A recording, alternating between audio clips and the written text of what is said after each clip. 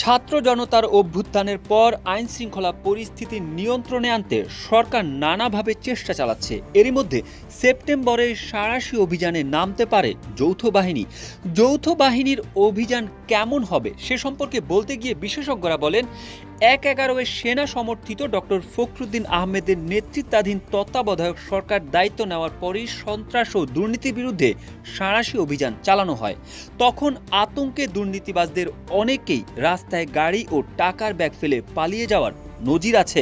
এর আগে ১৯৯৬ সালে বিচারপতি হাবিবুর রহমানের নেতৃত্বাধীন তত্ত্বাবধায়ক সরকার দায়িত্ব নেওয়ার পর সারা দেশে অভিযানে নেমেছিল যৌথ বাহিনী।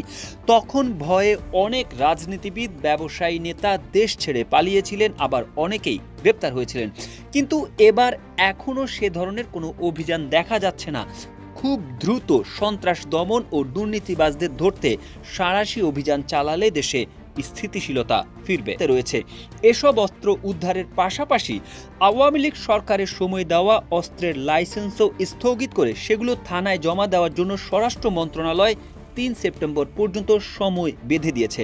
এসব অস্ত্র জমা ও উদ্ধারের পদক্ষেপের অংশ হিসেবে আগামী ৪ বা ৫ সেপ্টেম্বর থেকে যৌথ বাহিনী বিশেষ অভিযান চালাবে বলে পুলিশের একটি সূত্র জানিয়েছে। এ বিষয়ে পুলিশের মহাপরিদর্শক মোহাম্মদ মঈনুল ইসলাম বলেন, নির্দেশনা অনুযায়ী ৩ সেপ্টেম্বরের মধ্যে সব অস্ত্র জমা দিতে হবে। এরপর কারো কাছে কোনো অস্ত্র থাকলে সেটা অবৈধ বলে গণ্য হবে।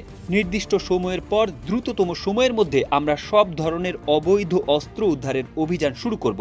অভিযানে সশস্ত্র বাহিনীর সহযোগিতা নেওয়া হবে কিনা জানতে চাইলে তিনি বলেন, তারা যেহেতু বেসামরিক প্রশাসনকে সহযোগিতা করার জন্য মাঠে আছে, প্রযোজ্য ক্ষেত্রে অভিযানে তাদের সহযোগিতা নেওয়া হবে। থানা ফাঁড়ি থেকে লুট হওয়া অস্ত্র উদ্ধার করা হবে। তাছাড়া দাগী অপরাধী ও ছাত্র জনতার হত্যাকারীদেরও আইনের আওতায় আনা হবে।